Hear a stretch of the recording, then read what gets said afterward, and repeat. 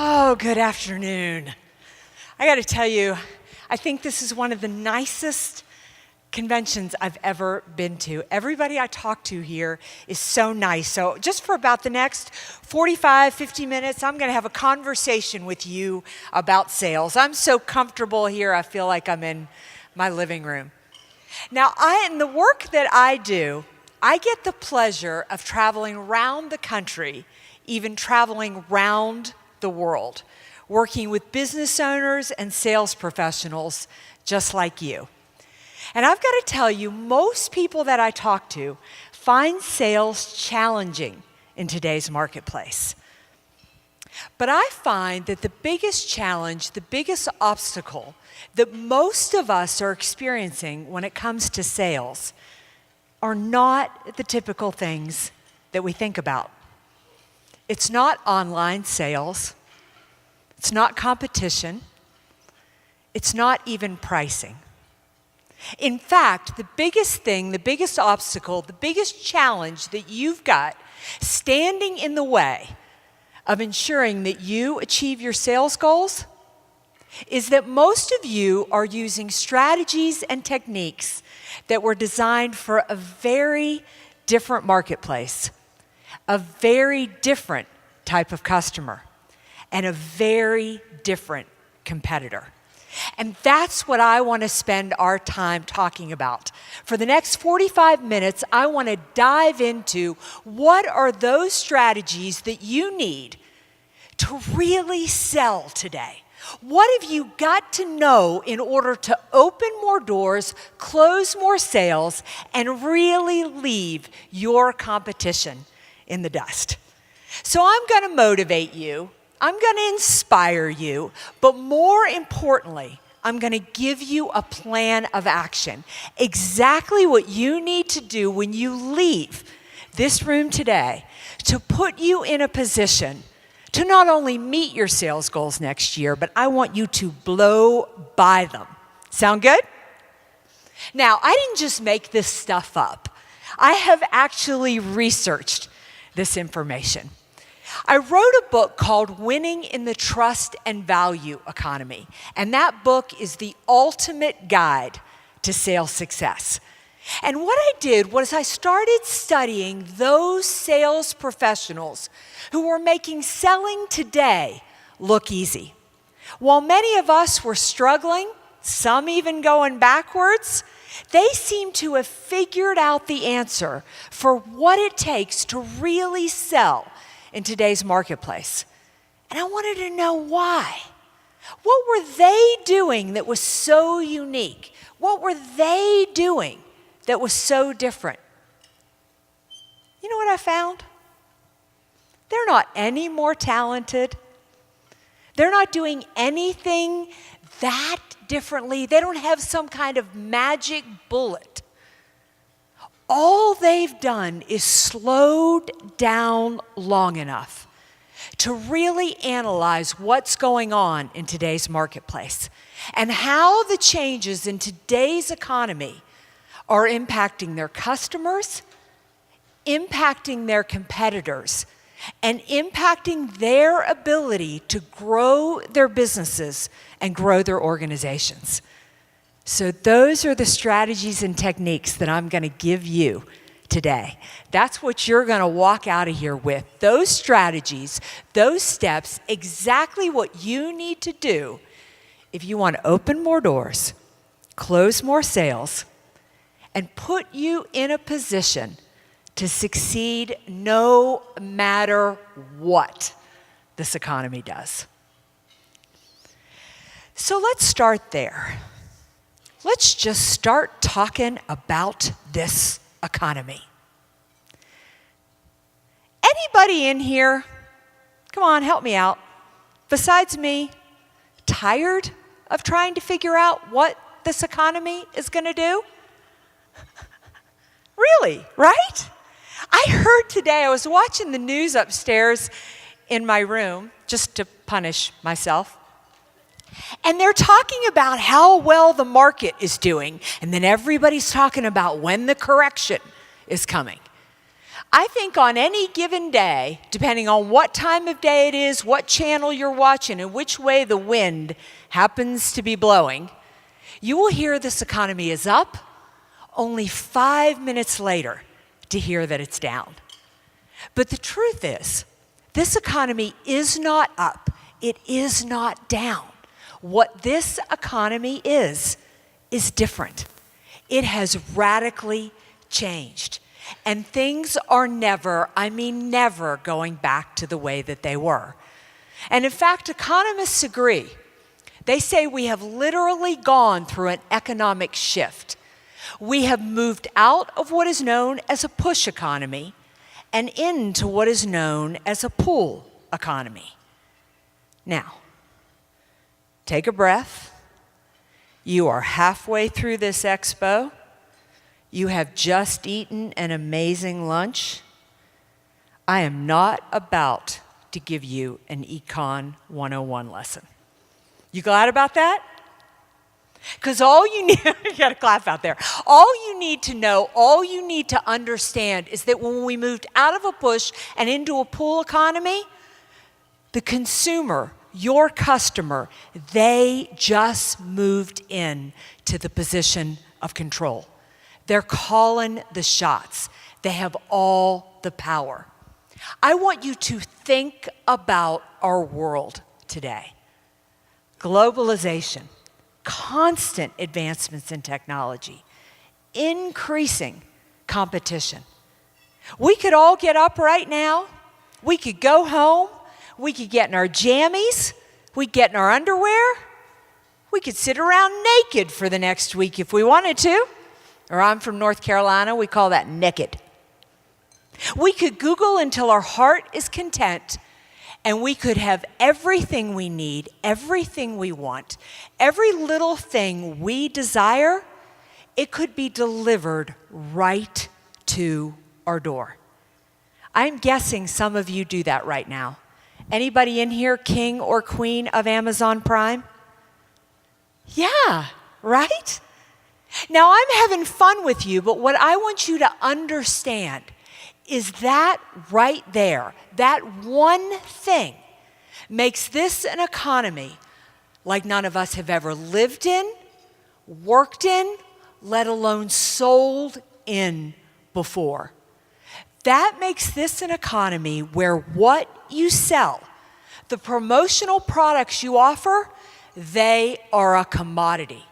They are something that your customers, right or wrong, believe they can buy anywhere, anytime, from anybody. They can even buy them without you, right? So it isn't what you sell, it's how you sell it. That's your competitive advantage. That's what customers are looking for. It isn't the products that are building your bottom line. It's the experience your customers are having, and it's your reputation in the marketplace. That's where you have to put your time and your energy. This is such a different economy. Doesn't it make sense that it would call for a different set of strategies, a different set of steps? If you want to open more doors and close more sales, then there's 3 things you need to be doing differently than what you're doing right now. 3 strategies that you need to put into place. I was going to say when you get home from this conference, but you can do it as soon as you walk out these doors. So let's jump in. Let's start talking about what these 3 steps are that you need to put into place. Anybody ever seen the television show or remember the television show Mad Men? Yeah, it was a show about the rise of the advertising age in the 50s, the 60s, and the 70s. Now, I got to tell you, I loved this television show because nothing depicted a rockin' push economy better than Mad Men. This is the world that most of us grew up in. Do you remember your neighborhood when you were growing up? You basically had one of 2 department stores to choose from, maybe one grocery store, 2 banks in town, and online shopping meant the Sears catalog, and you waited 2 or 3 months? Yeah, those were the good old days. That's when we as business owners ran the show. Do you remember how crazy advertising was back then? The television commercials? I mean, you could tell a woman that if she bought a certain bra, she would look just like Jane Mansfield. Or Kim Kardashian if you're too young for Jane Mansfield. And men were not any better. I know you remember this one. You believed that just a little dab would do ya. Just a little Brill cream in your hair, and women would find you irresistible, right? A long time ago. And my personal favorite, the one that I fell for, was this apparatus that was shaped like this. And I believed if I took that thing and I stuck it right here for 10 minutes every day and did this, who would my thighs look like? Suzanne Summers, absolutely. Those were the good old days. That's when you could make up anything you wanted to about your product or service, slap it in an ad, and people couldn't wait to buy it. They couldn't go on the internet and buy things anywhere they wanted to in the world. Your competitor was only the person who was down the street. Well, you have to wake up because our economy, it does not work like that anymore. Because way more than this economy's changed. Your customers have changed. They are no longer interested in what you say about your product or service. Think about how we make decisions today. We turn to our friends, we turn to our family, we even go to Google reviews. We take advice from people we have never met before in our lives. We don't even know if they're real. Yet we trust what they say over what a business owner says about their own business. When you understand that as a sales professional, you understand that your job is to create such an amazing and unique experience for your customers that it builds your reputation in your community. You've got to get above the white noise and stand out from your competition.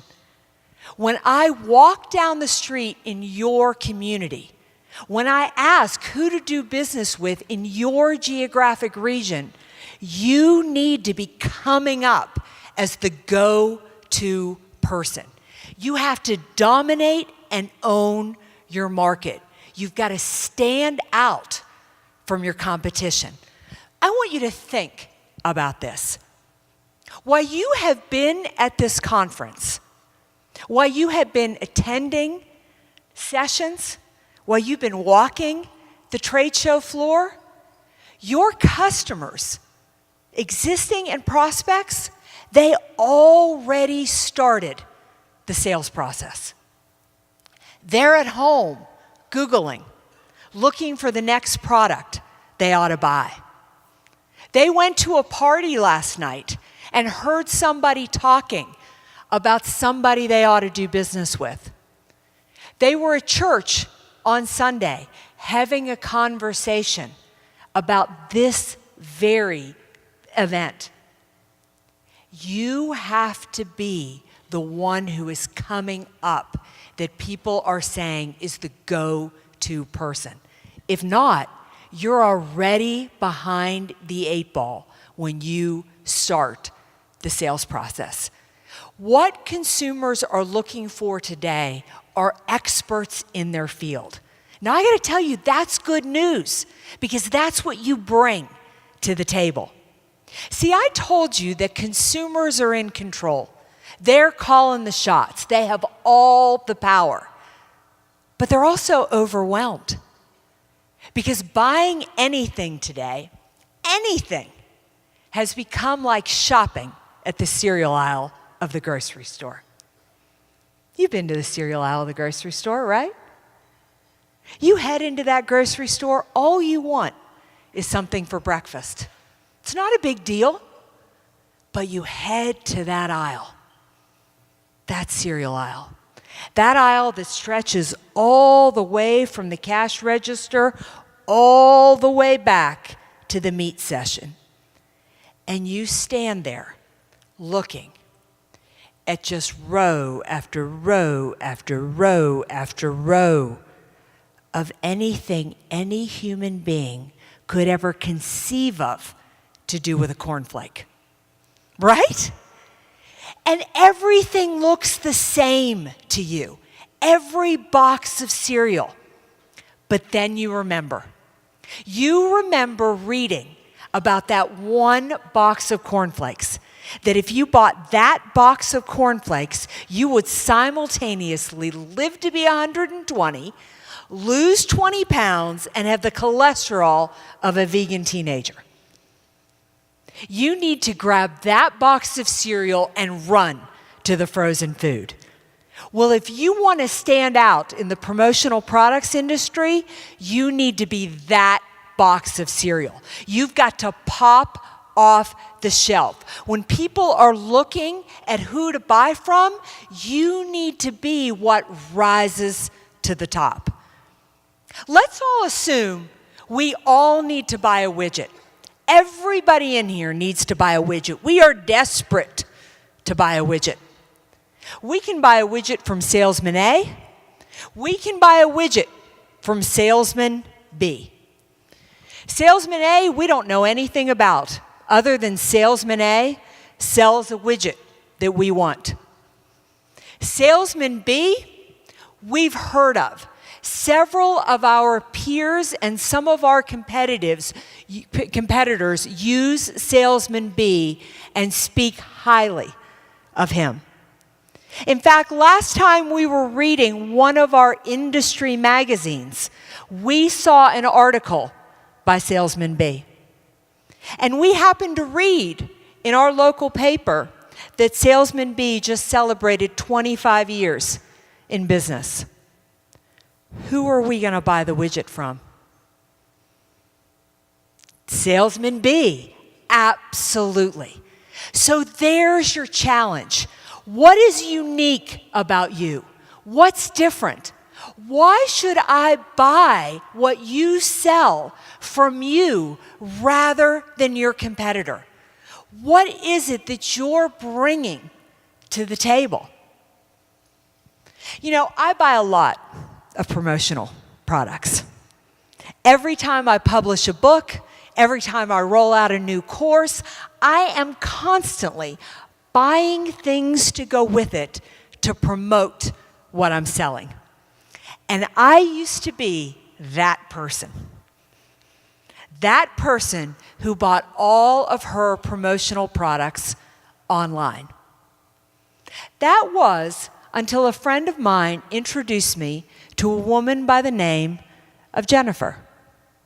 Now, I'd heard of Jennifer because several people that I work with, several of my peers, had used her and spoke highly of her. So when my friend recommended her, I was already somewhat interested because I'd heard about her. After being introduced to Jennifer, long before we'd even had set up our first meeting, I got my magazine in the mail for the National Speakers Association. And there was an article in there by none other than Jennifer. And the article was how to use promotional products to increase back of the room sales. I'm intrigued. I more want to meet with Jennifer. So I do what most of your customers do. I decide to Google Jennifer. And up on her LinkedIn profile, she's got at least 20 testimonials saying how amazing she is at what she does. By the time my phone rang and it was Jennifer, I couldn't wait to answer it. So you need to understand that in this economy, You have got to differentiate yourself from your competitors. You've got to give people a reason to answer your emails. You've got to give them a reason to pick up the phone. You've got to give them a reason to hear of you and about you. You have to do the things that put you in a position to dominate your market. Now, I want to give you a minute to try this on. I want you to get a partner at your table. Preferably, you pick the person sitting next to you who looks the most intelligent. If not, settle for whoever you've got. And take just a minute and brainstorm some ideas, some things that you've got that really make you unique, some things that customers ought to know about you. What's your story? Because what I want you to understand is it isn't the product. I can get that anywhere. Give me some other reason to be pulled into you. Maybe you're brand new in the industry. Maybe you have been around for 40 years. Maybe you are the leader in your industry and have led it for the last 5. Whatever that is, go. Take a couple of minutes and come up with a few ideas.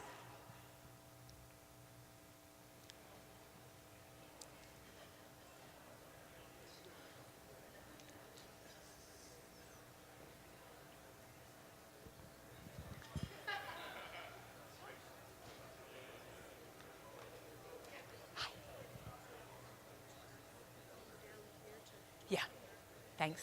I'm going to do that next.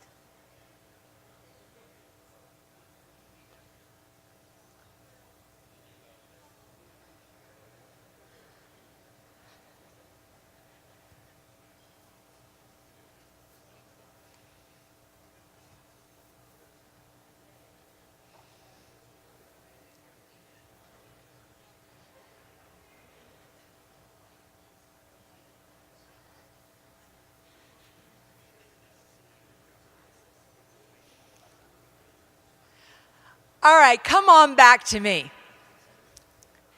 Now, as I shared with you, I buy my promotional products from Jennifer. And I'm going to talk to you later about how Jennifer gets past price, because I now pay more for my promotional products than I used to when I bought them directly online. But every time somebody else approaches me to buy promotional products from them, I say, no. I've got Jennifer. Jennifer's the best. Now, I believe that Jennifer is the best because Jennifer has finished top 5 in her company 5 years in a row. She's one of the top 5 sales professionals they've got. She also works for a business that has been around for more than 50 years. And every time I'm at my convention, somebody is always saying something positive or great about Jennifer. Now, I don't know these things about Jennifer because I am some whacked, crazed woman who is obsessed with her professional products rep. I know these things about Jennifer because here's what Jennifer does. And this is what I want you to walk away with. When she wins top 5 in her company, when she has a great year, she sends us all a thank you note saying, I could never do it without customers like you. When they celebrate 50 years in business, she sends us a note saying, happy anniversary to you. You took us through another year.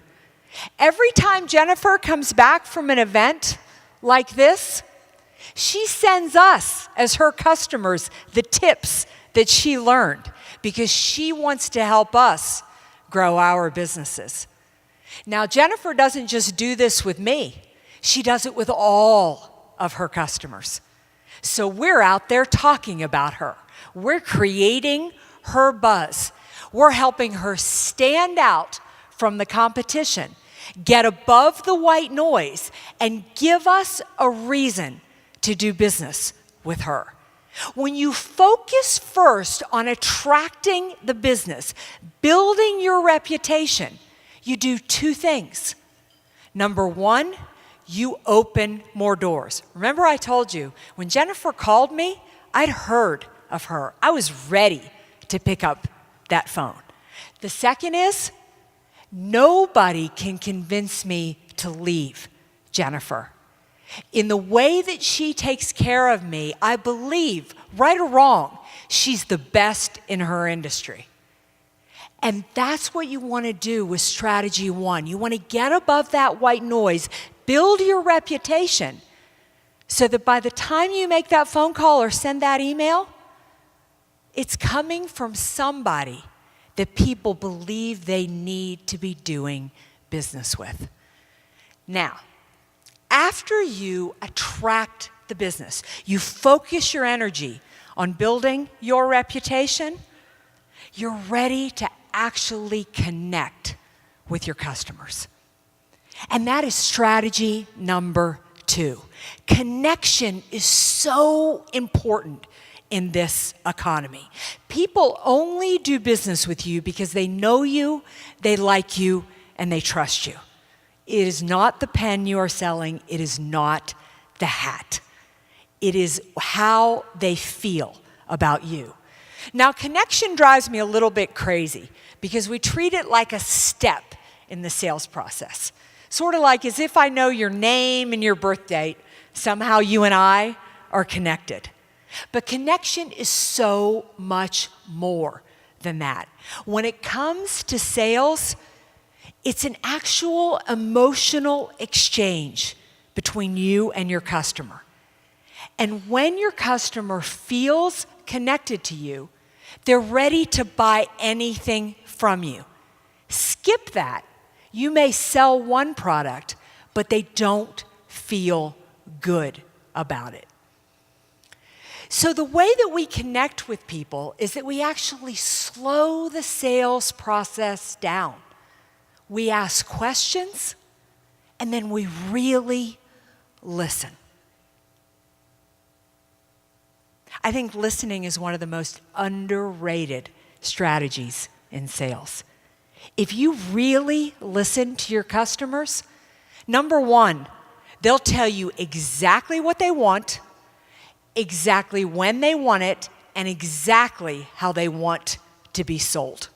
They'll give you exactly the information you need to close the deal. The second is when we listen to people, we send a powerful message that says, this relationship will always be more about you than it will be about me. And talk about differentiating yourself in this economy. We've got to invest more in our customers before we ask our customers to invest in us. Now, let's talk about how we connect. You ever noticed that before somebody really even opens their mouth, you kind of make a decision whether you like them or not? What do they say? We have like 3 seconds to make a first impression or something like that. Well, I'm not really sure about that, but what I do know is that when we enter a room, communication and connection has so much to do with our body language. It is so much to do with how we move and how we first reach out to connect with people. So I want to try this on for size and in an effort to improve your sales strategies, but also to move your lunch around a little bit. I'm going to get you all involved in this activity. Can we turn the lights up? Is that possible? If not, it's okay. I wanted to decide that this room right here is a great big circle. And this is the model of human behavior. And inside this circle is the way that everybody communicates. All the different ways that we communicate. See, that's the thing. When we go to call on a customer, we assume they're communicating the same way that we are. And that's not true. People communicate very differently. So if you think of yourself as outgoing, as high energy, and quick to make decisions, I want you to come up to the front of this room. Come on, stand up. And if you had to think twice about that, if you're sitting there thinking, well, I don't know if I'm fast-paced, you're reserved. I need you to go to the back of the room. Thank you. So I need my fast-paced individuals up here, and all of you who are contemplating about it, I need you back here.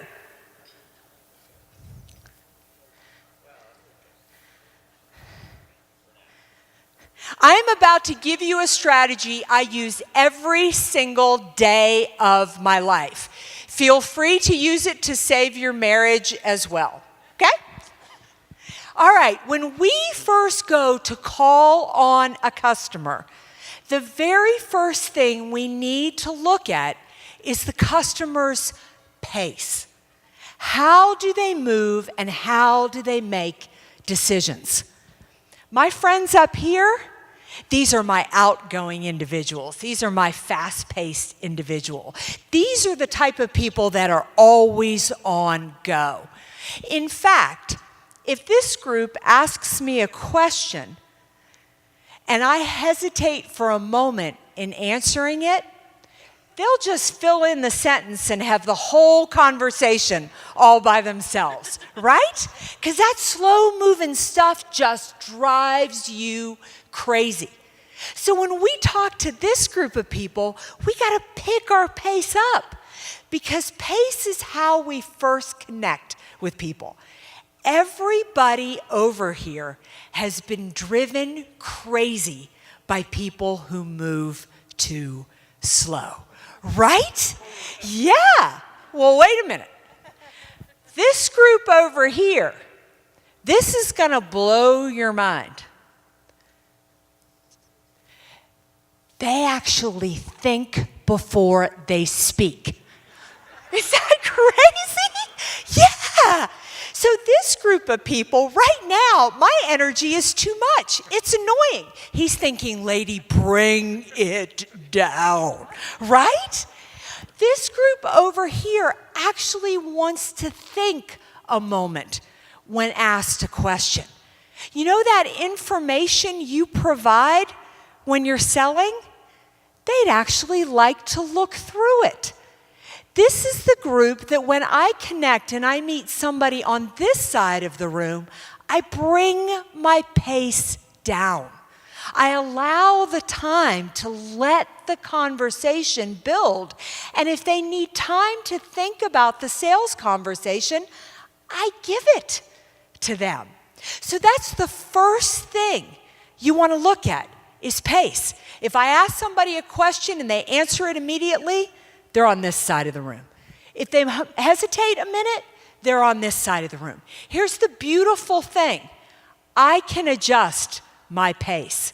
I can move to connect with people how I need to do it. Now, the second thing we want to look at is priority. What's most important to your customers? So think about this. If I gave you 15 minutes right now, look, he can't even stand still for 2 seconds back there. If I gave you 15 minutes, would you rather get something done on your to-do list? Would the whole idea of getting to scratch something off your to-do list just excite you? If it does, go to that side of the room. If you'd rather have a conversation with somebody, go to this side of the room. So if I gave you 15 minutes, would you rather scratch something off your to-do list or have a conversation? Have a conversation and scratch it off. Just stand in here. Exactly.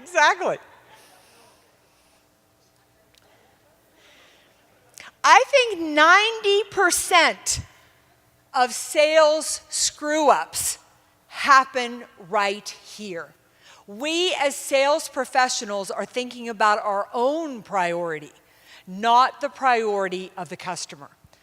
You are my scratch off the to-do list people, right? You don't care how many kids I have. You don't really care what I did over the weekend, do you? When you get to work in the morning, you actually think 8 o'clock is the time you're supposed to sit at your desk and get at it. you're not interested in what their grandchildren did, right? So when I am selling to this side of the room, I get to the point. I stay on task. I listen to what is most important to them, and I stay there because they want to get things accomplished. They want to get things done. My friends over here, it's all about the relationship. We're going to get to business after I hear about the weekend, after I hear about what the dog did, and after I hear about how he built the business. And I need to go with allowing that relationship to build.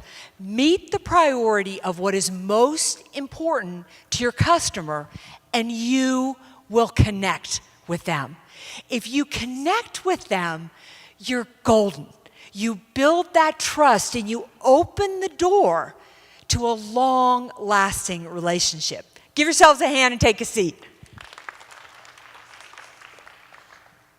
So connecting with your customers, I think sometimes what's wrong with sales, but what's really wrong with sales in an economy where we are not in control, is that it's not about you. It's about the customer. And you need to be so in tune with where they are. You need to be thinking about what's their pace. Is this going to be quick and to the point, or is this going to be on a slow burn? Is their priority to get to the point at hand, or is their priority to allow the relationship to build? I once had a client that I met. I was actually on a hiking trip, and it had nothing to do with work. It was a 10-day hiking trip, and about the second day in, one of the guys that was on the trip, we were fast hikers, and we sort of went off to hike on our own. And we got into a great big conversation about everything under the sun. Places we'd hiked, places we skied, things we liked to do besides hike. We got down off that mountain that day. He said, you know what? I'd really like you to come do a workshop for my team back in the States. Now, William didn't know if I ever graduated from high school. William didn't really know what I did for a living. What William knew was he liked me, and we connected on a relationship mode. And because I went with that, that winded up in significant work for me. The same is true of other clients that I've had. They've been clients for a long time, and I don't really know that much about them personally. But that's okay, because it's the client's schedule, not yours. Here's the beautiful thing. You don't have to be right. You don't have to be perfect. You don't have to get the pace exact or the priority right. You get credit just for trying. Because when you walk into a room thinking about somebody's pace and thinking about their priority, you're going in with a different mannerism. You're going in focused more on their needs than you're focused on your own. Now, how many of you have ever lost a deal on price? Oh, come on, we have all lost a deal on price, right? Well, I want to tell you that if you lose business based on price, it's because price is all you're selling. You need to understand why customers should pay you more. If your products or services are more expensive than your competitors, more expensive than me going online, there's no problem with that at all. That's great, in fact. You just need to know firmly for yourself why somebody should pay you more, and then you need to be able to articulate that. It is a myth in this economy that consumers won't pay more. In fact, I believe that people are less price sensitive today because they want quality and they want a deal. But if you don't give me a reason to pay you more, then there's no reason that I'm not going to go online or I'm not going to go to your competitor and buy it less expensively. Remember, I told you that everything you sell looks like a box of cornflakes. You know why I should pay you more. You know why that product that I get from your competitor is not nearly the quality and level of service I could get from you. But you need to articulate that in the sales conversation. You need to help me understand why I'm not comparing apples to oranges. Write these two questions down. What is it that your customers lose if they do business with your competitor over you? What do they lose? And then the converse is, what do they gain? What value do they get from doing business with you? Remember my promotional products expert, Jennifer? Very first meeting we had, Jennifer walks in. I'll never forget it. St. John suit, Jimmy Choo's, perfect hair. She sort of floated into the chair. And she immediately started asking me questions all about myself. And I noticed the more that Jennifer talked about me, the more I liked Jennifer. But as smoothly as she had moved into that chair, she transitioned into business. And right up front, she said, I'm not going to be the least expensive. You can find the products that I sell for a cheaper price than what I'm going to give you. But if you give me 15 minutes, I'll walk you through exactly why doing business with me is going to be the best decision you ever made. And what she walked me through is the value she brings to the table today. She sets 4 appointments a year for me. I don't even have to think about it. She comes to the table with products. She does all the research. Oh my God, do you know how much time I was spending searching the internet for the right product or service? She comes in with just 3 for me to choose from that she knows will fit and be perfect for my business. Those are the things that she does for me that are worth the money that I pay her. I feel like I'm getting the deal of a lifetime. But if all I thought I was buying was promotional products, it wouldn't be worth the price. But she helped me understand everything else I would get with the relationship. And when you're focused on the right target market, they'll pay that price for it. So you need to be selling risk and value. You don't need to be selling products. You need to be selling what I get in addition to the products that I buy from you, because that's worth the price that you're selling it for. Now, one thing I don't have time to get in here today, because if I was really going to walk through sales with you, we'd be here all day long. But I really want you to focus on the right target market. I'm going to give you an exercise to go back, either do by yourself, or this is one I love to give people to do with their teams. But you write down your top 10 customers. Top 10 customers. Now let me tell you what a top 10 customer is. This is somebody that you like. I mean, there is a smile on your face when you think you are going to meet with that person that day. And you all know what I mean, because you all have customers that you would rather have your 2 front teeth pulled out than ever have to deal with that person again.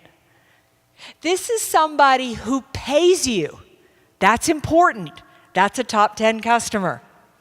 And this is somebody that uses multiples of your products and services. You've had a long and deep relationship with them. And when you write down your top 10, you'll see themes, things they have in common. That's your target market. There is somebody that just zings with you, loves to do business with you, The more you focus your time and energy on your target, the faster your deals will close, the faster you'll get out of the price war. Now, you know what? I realize up until this point that I have been talking about slowing the sales process down. Whew. There's a problem with that. We have sales goals to hit. We have businesses to keep open. These kids we had expect to be fed. I don't know, they're not allowed to get a job until they're like 21 or something, right? So if you want to succeed in this economy, you have to be selling from a place of power rather than a place of need. You have to overfill your sales funnel. You need to realize that sales is a lifestyle. It is not a task. It is something that needs to be done every single day. No matter how good a month you had, no how good a week you had, or if you just closed your biggest client, you still have to sell. Anybody know the hardest time to close a sale? Hardest time. When you're doing lousy, pretty much when you need the sale to close. The moment you need it to close, I don't care if your mother was about to buy from you. That deal is going out the window because you are desperate. And the moment you're desperate, you smell. And you can smell that odor miles away. And people don't want to buy from somebody who is desperate, right? They want to sell from somebody who is confident, somebody who doesn't need the sale. And the only way you don't need the sale is to overfill that sales funnel. You have to sell every single day. This is an economy where you're not in control. You push the consumer, they'll leave. But if you can be patient and ride the cycle, I don't know what that law is, the law of left field, but the more you don't need it, the more business that will come through. So we are cooking with gas. We have 2 of the 3. We only have 1 strategy left. What could it be? I mean, first we know that we have got to start by attracting more business to us. We got to focus on building our reputation in the marketplace. And then when we get a chance to connect with a customer, we got to slow down and really focus more on their needs than we're focused on our own. We got to overfill that sales funnel so we're not worried about when that deal closes. We're just cocky and fun with whenever that deal comes through. So the last part of that process is one of my favorites. And I did a survey before. So many of you were so kind to fill it out. And the 2 biggest issues that I got back, the 2 biggest concerns that I had were, number 1, how do we deal with online? And the second is, how does somebody really proactively add value? Have you ever paid, wait, I don't want to ask it that way. Have you ever bought something that if your significant other or your spouse knew how much you paid for it, they would think you paid too much for it? Yeah? My husband's biggest fear is that I will sell his boat for what he told me he paid for it. And he thinks I get my hair cut for $50. It's all good. But what is that? Why is something that we feel is worth the money seems crazy to somebody else? That is the power of value. And that's strategy number 3. And if you want to open more doors and you want to close more sales, you've got to realize that you have to proactively add value. Now, value is nothing more than the benefit people believe they are getting for the price that they're paying. But here's the challenge with value. It's different to every customer that you've got. And if you want to proactively add value with your existing customers, you have to reach out and stay in touch with them. The top 2 reasons people don't do more business with you is because they don't know what you have to offer and because you never asked. It's not because they don't like you. It's not because they want to do business with your competitor. It's not even because they could get it cheaper somewhere else. The top 2 reasons they're not doing more business with you is because they don't know what else you offer in your business, and you're not proactively asking for more business. Why do we ask our customers questions? Find out what they need, absolutely. And when we ask our customers questions, our head ought to be going crazy with the products or services that we could offer them to help them achieve their goals and help them achieve their dreams. It is not our customers' job to know what products or services we sell. It's our job to ask them what's going on in their business and then match our products or services to what they're trying to achieve. This is so easy. I am going to give you a tip that if you go back and you do it is going to pay for this entire conference. You know those top 10 customers that we're going to write down?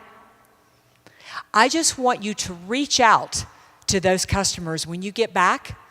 When you get home on Monday, just reach out and have a conversation with them. Just touch base and ask a few questions. And if you really listen, you'll find more opportunities to sell them more products or services. Can we put my sales funnel up one more time? Sales starts in the bottom of that funnel.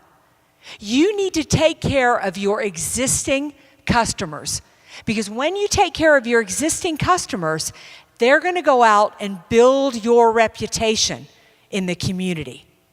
Let me show you how easy this is. Who in here thinks that you should be more proactive with your customers? Yeah? You want to come up here with me? You didn't know you were going to get volunteered, did you? Good. And you are? Dave, my name is Dave. Dave, where are you from? I'm from Connecticut. Oh, he's from Connecticut. Great. All right, well, let's assume that Dave is a customer that I did business with in 2017. You and I did a sales training together, and we had a great time. It was exactly what you needed, and you were happy. Because your existing customers in the base of that funnel, they love you. They love doing business with you. So let's assume that I'm just going to reach out and do a touch to Dave. Now, all I want you to do is answer anything that comes off the top of your head to the questions I ask. All right? Phone rings, you answer. Ardmore Business, Ardmore Printing and Promotional Products. Hey, Dave, this is Meridith Elliot Powell. How are you? Good. How are you? Nice to talk to you. How have you been? I have been great. How's your 2018 shaping up? So far, so good. How about you? It has been really good so far. I'm very excited about the year.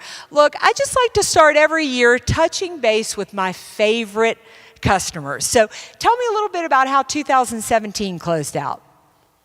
Pretty strong. Calendars, Christmas cards, a lot of stuff for the end of the year. Cool. Are you focused on anything new and different in 2018? We have a lot of new products coming out this year. I'd like to we'll get together and we'll share them with you. I would love that. I would love that. So and I forget, exactly how many salespeople do you have working with you? Myself, and I have a full-time staff person. Wow, full-time. So you got some new products and some new things that you've got to do. Well, that sounds awesome. How about I give you a call next week? We'll see if I can pop in and we can talk about some things. Perfect. I'll call you. All right. Sounds great. Give him a round of applause. In just listening to him talk, given the products and services that I sell, there are things that I can do when I visit him next week to talk about how we can build a strategy to go back to his existing customers and sell some more products and services, maybe some languaging that we need to do on positioning with those. It is that easy to sell deep and wide to your existing customers. It is the easiest sale you have, but it's the sale that we miss. Because somehow sales got focused all on going after new. We've got to sell deep and wide into the existing relationships that we've got. You've got to proactively find ways to deepen and add value with your existing customers. Because when you do, they wind up like me, standing on a stage bragging about you like I'm doing about Jennifer. You put these strategies into place, and I promise you, you are going to open more doors, you are going to close more sales, and you are going to leave your competition in the dust. Now, there's one more thing I want to tell you about adding value, and it is the key to sales success, and that is that you have got to follow up and you have got to follow through. I think it takes customers 8 or 9 touches before they make a decision. 14? 14, until they make a decision to do business with you. We give up after 3. Now, the top 2 reasons we don't stay in touch is because we think people aren't interested, and number 2, we worry that we're annoying. Well, if you keep calling me and asking me if I'm ready to do business with you, you're annoying. So I got a gift for you. If you go to kiwilive.com, type in the keyword value. I've got 16 ways to stay in touch with your customers without being annoying. No customer got up today, got down on one knee and said, "Please God, please let a promotional products expert call on me today.